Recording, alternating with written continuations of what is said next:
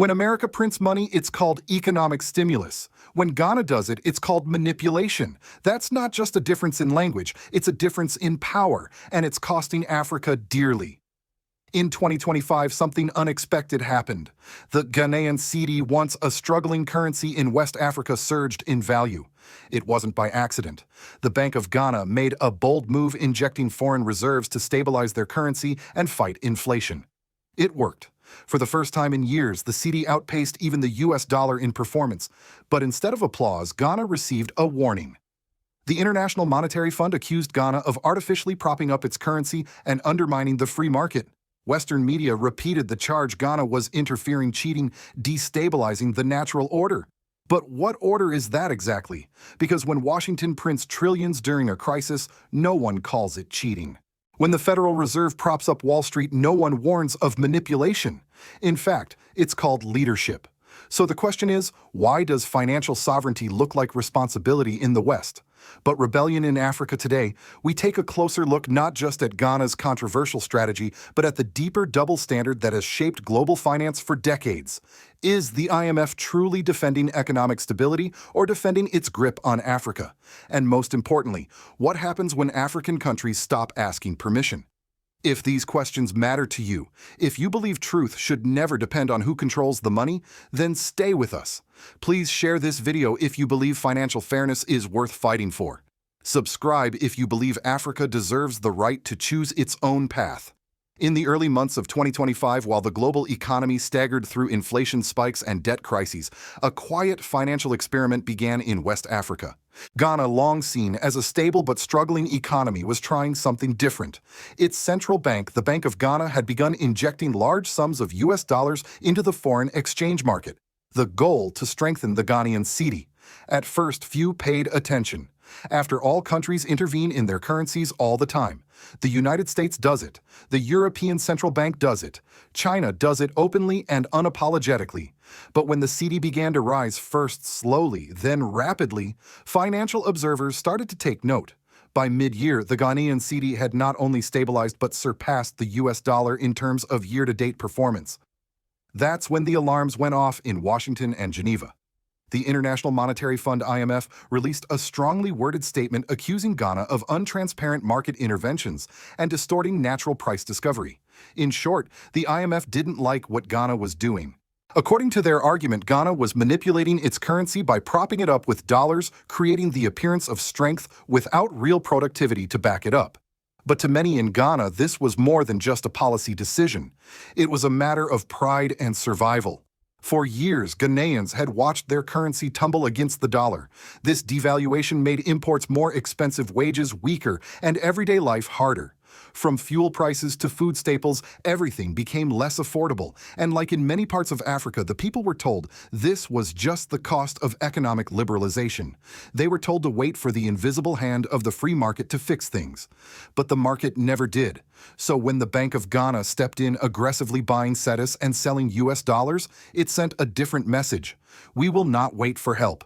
We will help ourselves. Not everyone agreed, of course. Opposition politicians in Ghana accused the government of creating an economic illusion, making the cedi look strong while the real economy remained fragile. Some economists echoed this concern, warning that these injections were not sustainable in the long term.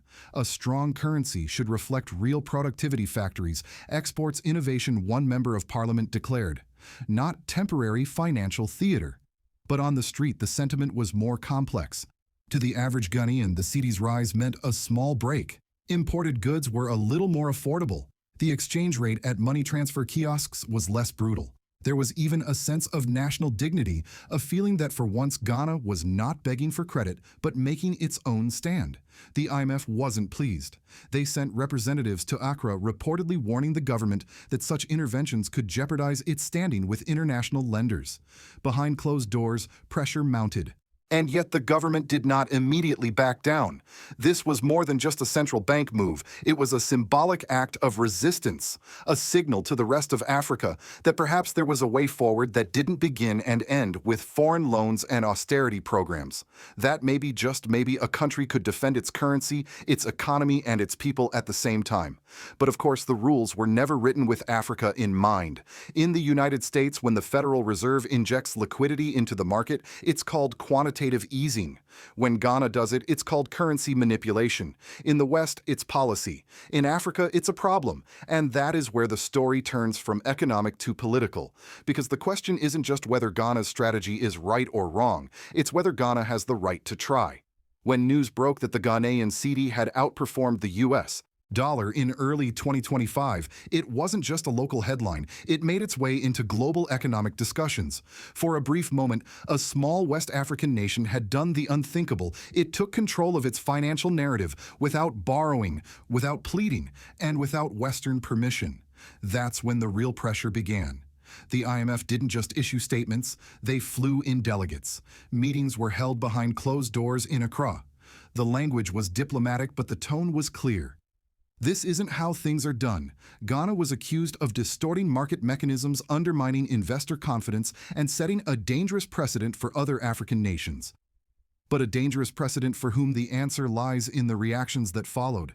Economists from the Bretton Woods institutions warned that Ghana was jeopardizing its future access to credit markets. Western financial media echoed those warnings. Opinion pieces appeared overnight questioning the competence of Ghana's central bank. Some even subtly suggested corruption or recklessness. The implication was simple: Ghana had stepped out of line. But why such urgency? Why such outrage? Because Ghana's move struck at the heart of an unspoken rule. African countries are supposed to follow, not lead. They're supposed to borrow, not resist. They're supposed to accept their place in the economic food chain. But Ghana had flipped the script. Inside the country, the tension was just as real. Parliament members debated fiercely. Some saw the central bank's actions as bold and necessary, a financial revolution, one lawmaker called it. Others warned that the cedi's rise was artificial, propped up by unsustainable injections of foreign reserves. This is not real strength, one critic said. It's a mask. And when the dollars run out, the economy will collapse harder. But for ordinary citizens, teachers, shopkeepers, drivers, there was a different feeling in the air. For once, the exchange rate didn't feel like a daily punishment. For once, there was a sense that the country wasn't simply reacting to foreign orders, it was acting on its own. Outside observers in Africa paid close attention. In Mali, Burkina Faso, and even South Africa, economists and civil society groups began asking similar questions. Why can't we defend our currencies? Why do we need IMF approval to stabilize our economies? The stakes, it seemed, were no longer just about Ghana, and that's precisely what made it dangerous from the perspective of the global financial elite. Because if Ghana could stabilize its economy without new loans, what would stop Nigeria from doing the same, or Uganda or Zambia? The IMF feared the answer: nothing. That fear manifested in calls for Ghana to reverse course, to pull back, to let the market self-correct.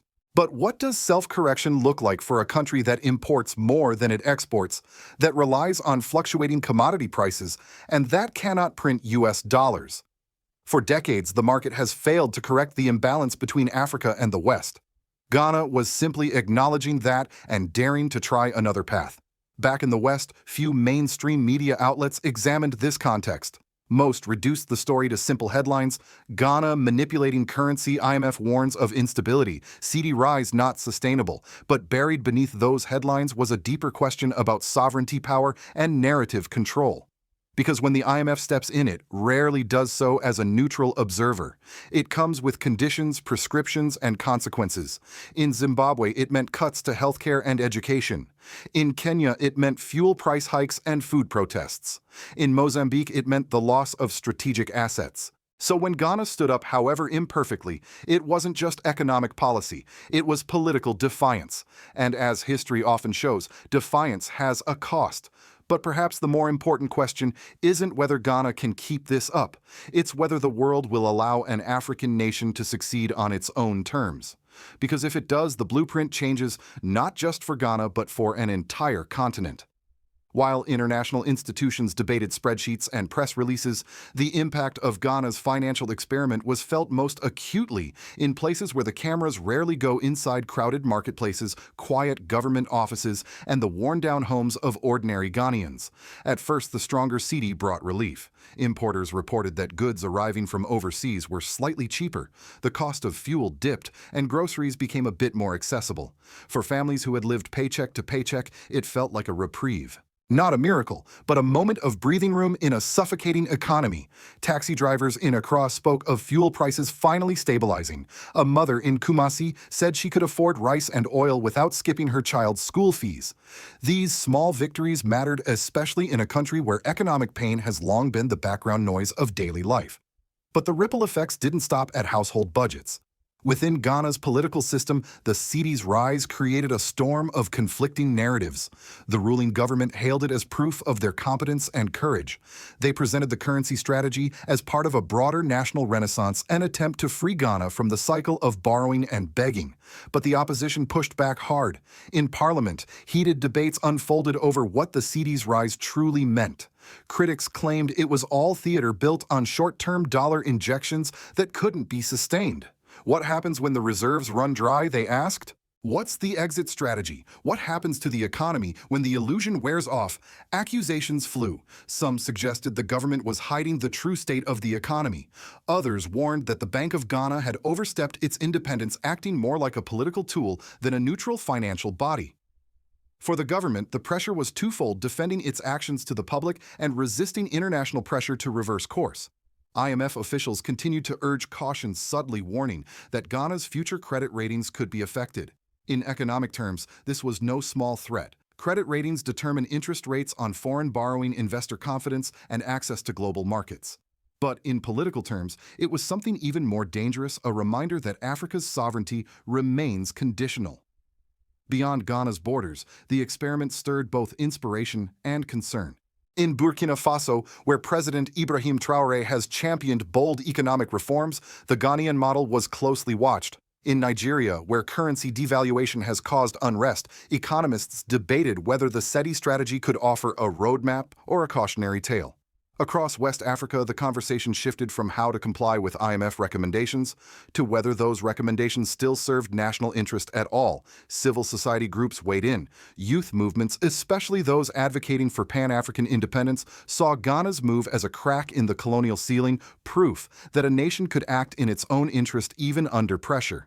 Hashtags like Natsi Own Our Currency and Non-Cedi Pride began to trend across African Twitter, but for every show of support, there were growing pains on the ground.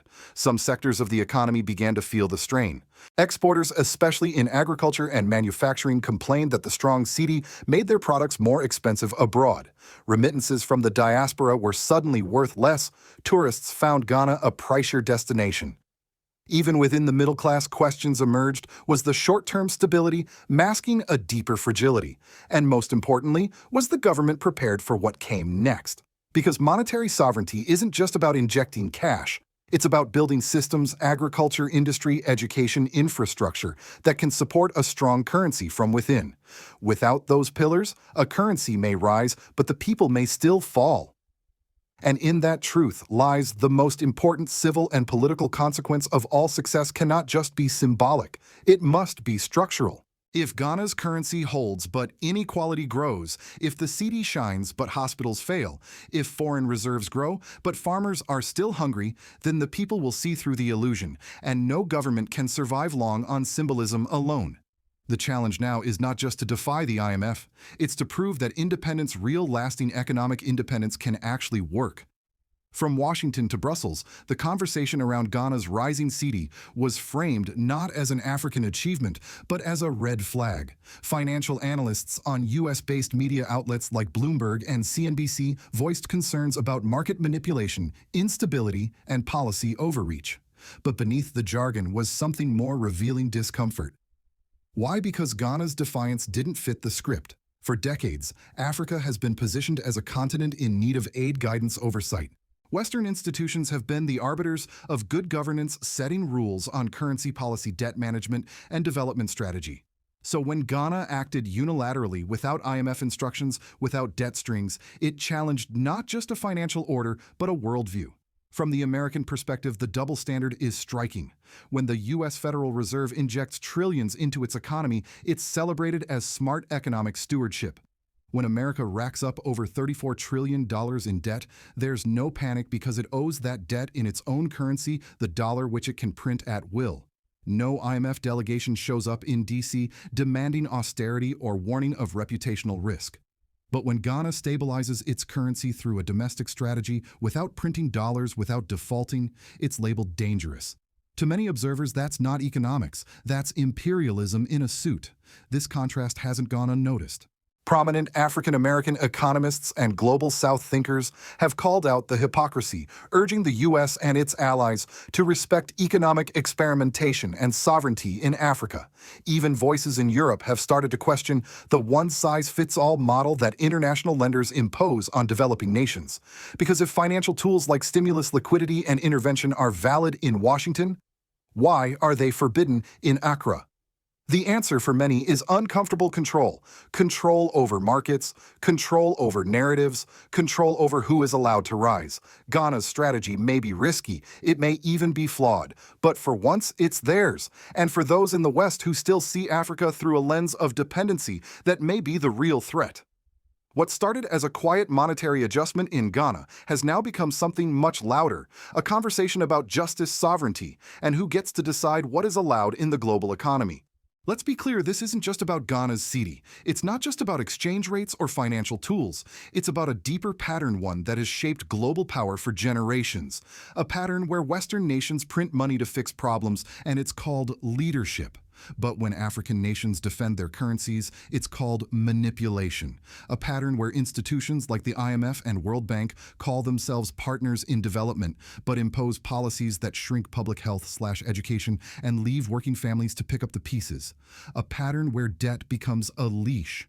Not a loan, but a mechanism to extract control and punish. And now Ghana is tugging at that leash. That should concern us all, not because Ghana is doing something wrong, but because its success could expose just how unfair the system really is. If one African nation can stabilize without borrowing, others might follow. And if they do, the grip of financial dependency might finally begin to loosen. But systems don't give up control easily. They tighten, they retaliate, they reframe resistance as recklessness, and they count on people around the world not paying attention. That's where you come in. Because whether you're watching this from Georgia or Ghana, from Mississippi or Mozambique, the principle is the same: no country should be punished for trying to stand on its own. No people should be told that their dignity must be borrowed, leased, or approved by foreign institutions. And yet that's the reality we're living in. So here's the question we leave you with. Do you think Ghana is wrong for defending its currency? Or is the IMF simply afraid of an Africa that doesn't need to ask permission anymore? Because if the IMF's greatest fear is a financially independent Africa, then maybe that's exactly what we should all be fighting for. If this message resonates with you, if you believe that fairness should not be limited by borders and that Africa deserves to define its own economic destiny, then share this video. Please subscribe if you believe the truth is more important than the headlines. Comment below if you see the pattern and believe it's time to break it. Together, we can hold the system accountable, not by shouting, but by seeing clearly and by refusing to look away.